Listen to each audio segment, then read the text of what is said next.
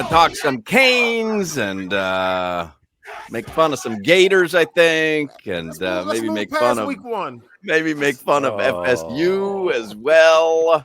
And before we bring on Gino Torretta, I'll remind you this season, if you're looking for the best Canes or Dolphins merchandise, you check out Caneswear in Davie. They're on University Drive next to La Spada's, or you could check out all the gear online at caneswear.com. Gino Torretta is on the Toyota of Hollywood hotline, the Heisman Trophy winner. He will join us every week on Thursday during football season.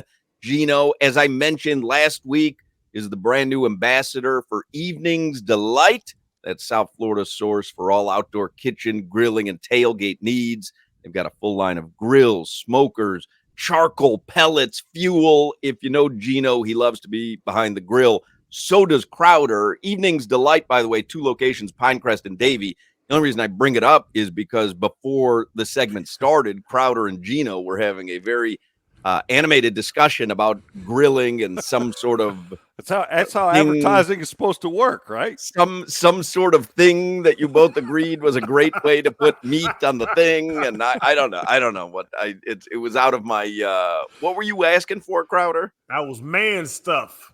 I know it was. I was out of my element. Crowder's got to way out of my element. He's got to get a couple wood pellet grills for one for his father-in-law, one for his own backyard. So he's got to go in the store and decide how big a one he wants. You know, it just depends on.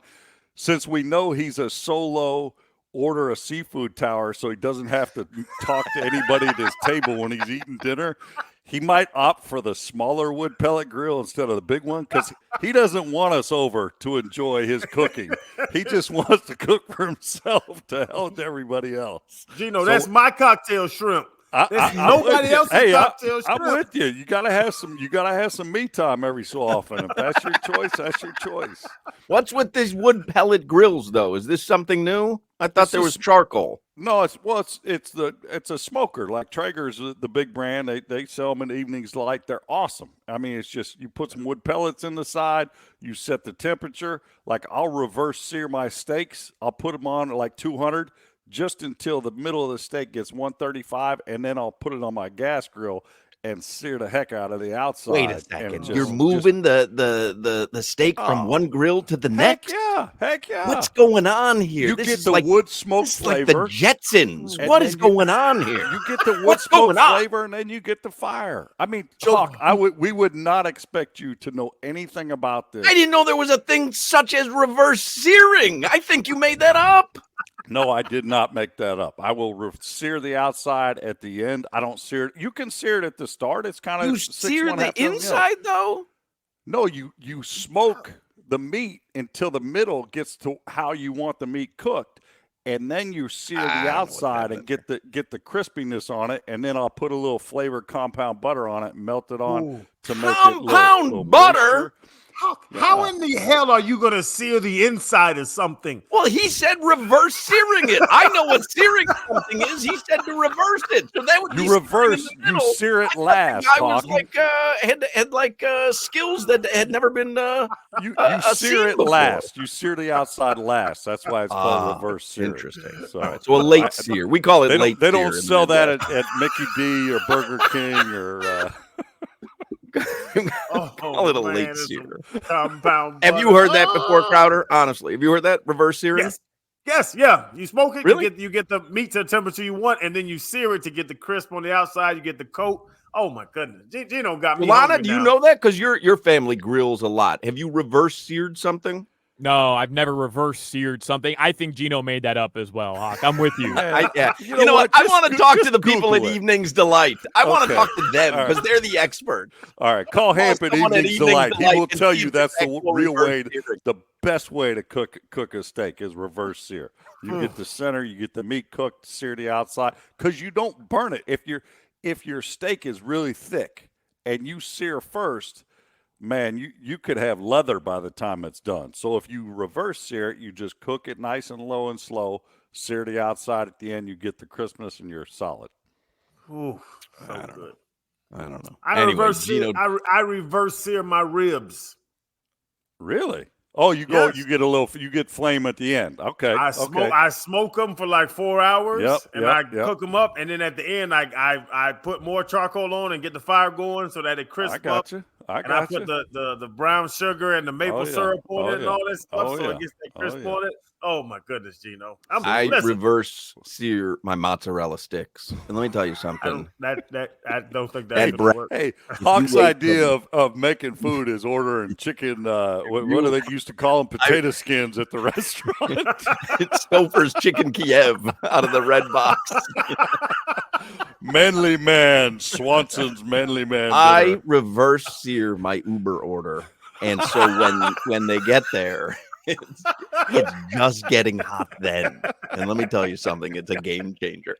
All right, Gino Torretta is going to join us every week, courtesy of Evening's Delight. Again, they got 2 locations, Pinecrest and Davie. Gino Torretta, by the way, Touchdown Radio. They've got Colorado, Nebraska on Saturday, so Gino will be leaving for Nebraska mañana. But I want to start with the Canes' destruction of Crowder's Florida Gators. Cam Ward, that dude was everything that was advertised. Could you, a former Heisman Trophy winner, see a flaw in his game? Well, based on how our offensive line played, I think there was a couple snaps where he looked down at his watch and he wasn't sure if he should just throw the ball or just continue to stand back there because Florida wasn't even getting near him, and he played well. Listen, Hawk, we've done this for 20-some years, and you said before we did this in the season, you're like, this is the most positive I've heard you in 20 years. And there's a reason. I told you this guy is a dude. He can throw. He's accurate. He throws spirals, unlike maybe the guy in Tallahassee. He's a leader, and he's got weapons around him. So I was fired up, and it was great to see. If I was a like one of those video guys, like I would have my backdrop, the reverse sear, maybe the swamp and the swamp burning in my background for the video. since we burnt that, we saw that live last Saturday. We got to see that place burned down last Saturday. Now we know why Channing was supposedly quote unquote heading to Vegas. He was busy. Jim, that's why I tried to get the barbecue conversation there early. Apparently that 2 bits, 4 bits, 6 bit, 8 bits, $2 or whatever from Javon Kearse didn't work too well. Tell you what, by the second quarter, there were 2 seats, 4 seats, 8 seats, 100 seats, 40,000 seats. Hey, Channing, I got to ask this. Were you graduated before Tebow got there? Yeah, I left 05, and Urban came in and brought Tebow in 06 with him and Chris Leak, but Leak was the starter in that first championship. So I saw something posted on social media, him and Caleb Dressel jumping in a pool, and Werfel was there, and Graham Mertz, I guess it was someone in the summer. You see the size of Tim Tebow? He's bigger than The Rock right now. He's jacked. He's a D end. That's like him.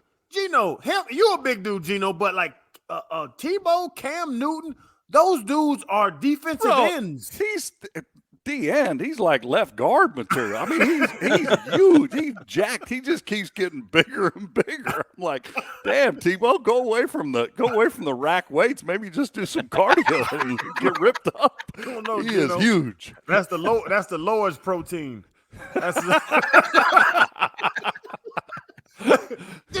One thing and you were right. It was crazy. I brought it up a couple times on the show when we talked about Cam Ward for the entire offseason. And you were like, not even being cocky, you were like, Channing, he can spin it. Like he can, and you watched it, you were down there, you've seen practice. Can he move too? Because I've seen him move in the pocket, and it was so amazing. That last touchdown when he moved to his left, threw across his body and hit Arroyo on the back of the day. That was a beautiful throw. But are they ever going to move him? Does he need to move outside the pocket? Or I'm not even saying they have to.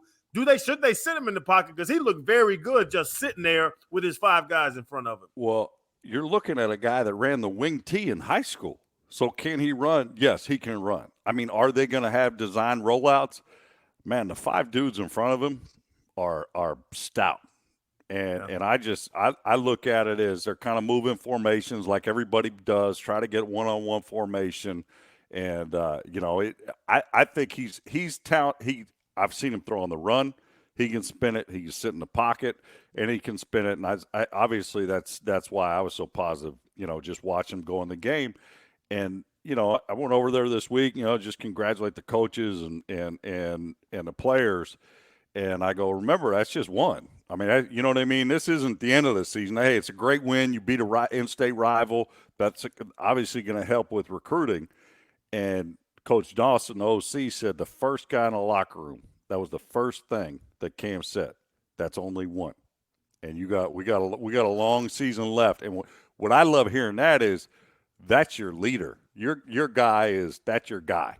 And he's already thinking. He's not thinking about the past 60 minutes. He's thinking about the next 12 or 13, 14 games, whatever they got to win a national championship. And that's what why even the coaches were excited on Cam all summer and since he's been here. I mean, easier said than done, though, right? I mean, you've got FAMU coming up Saturday. Then I think it's Ball State. I think USF is coming up. Like, you can't. I mean, you did it. You can't be as intense as you were Saturday in the swamp, national TV. Like, it's just normal human, letdown, right? You're going to play FAMU at 6 p.m. Saturday. Like, game. You can't be complacent off one. I would just say to this, and I would say people are like, what was the difference when you played at Miami? When we played a team like FAMU, our goals changed as a starting offense and a starting defense. Our goals were how quickly can we score and how quickly can we get the backups in to give them experience. So the goals change. It's like they're not thinking, hey, we need 60 minutes to play FAM. They're thinking we go out, or at least we did, be efficient for 2 quarters, and we're out. Defense, go pitch a shutout in the first half, and then you're out. So your goals change. You don't just think, well, it's 60 minutes. Yeah, we'll take care of the team. Obviously, their roster's better in FAMU and the roster's better in Ball State. But your goals as a team, and that's what the coaches say is, hey, we need to get these young guys to play. Starters need to do their job. And I think that when you do that as a team, you don't have complacency during a season. Your complacency starts, when you're hoisting a trophy and putting a ring on your finger. But I don't think there's a risk of being complacent just off week 1 win. And what about the other side of the ball? The front seven surprised me. And like you said, it's one game, so I don't know if Florida's terrible in the trenches or is Miami that good in the trenches. But I really do believe in this offense now. We talked to somebody where the tight ends last year, they had 9 catches or something. Now the tight ends had 9 catches in this game. Like, I really believe in UM's offense. What about the defensive side of the ball? Well, I think they're there. I mean, they've had some transfers. Your old boy JT is coaching them up well. I think that you add kind of that swagger that JT brings to these kids, and what they're just listening to his lead and following his lead, and they have enough of a rotation where with D-line, they get tired. I mean, it's just proven fact. They get tired over the course of a game if they got to play 65, 70 snaps. There's plenty of rotation there. I think there's plenty of depth there, and they had a good scheme. I think Florida probably came into that game a little arrogant that they were just going to take care of us because it was at home, and weren't really sure how Miami had a bunch of transfers coming in, and I just think that was preparation, of how hard these kids were preparing over the summer. And, I think for Florida, man, you just got to go on the drawing board. I mean, your head coach is already calling out the fans saying, hey, you can't be critical of our kids. And, I'm like, dude, if you're worrying about what the 4 of us are saying on the air, you got problems, buddy. I mean, like, no offense, but like what I say about your team or Channing or Hoch or Solana, it shouldn't matter. As well as I do. It's what's going on in the building, and that's it. You don't hear anything else. And, so we'll see if they can right the ship, and it don't get any easier because the SEC, man, Georgia did them last week against Clemson. Holy cow. They just absolutely reloaded, and there's a bunch of dudes on their team again this year. Tell you what, though, Billy Napier could learn something about grilling if he listened to people on this show. Maybe not that about he can. what we're saying about the football game. Maybe he would take it at $27 million firehouse and coming down and grilling with us. Billy Napier's going to have a lot of time to grill here in about 3 weeks. You're going to see Billy Napier at Evening's Delight. He's going to be at each location. He's going to be checking out the pellets. He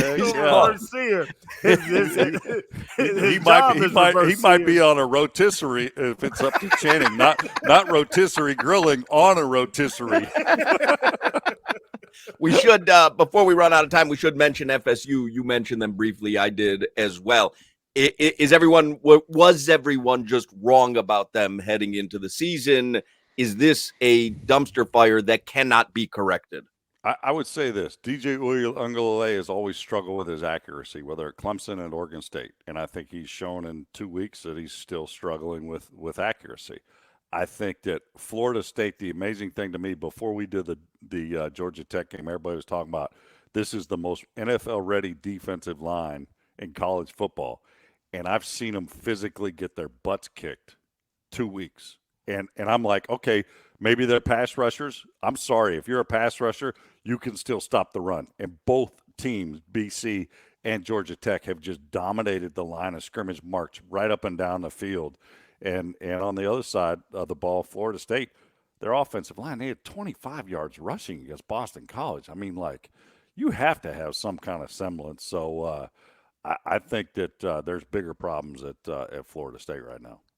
And, Gino, I was going to ask you all the teams because I watched that Notre Dame game. Notre Dame's defense looks amazing. Salty. That secondary is special.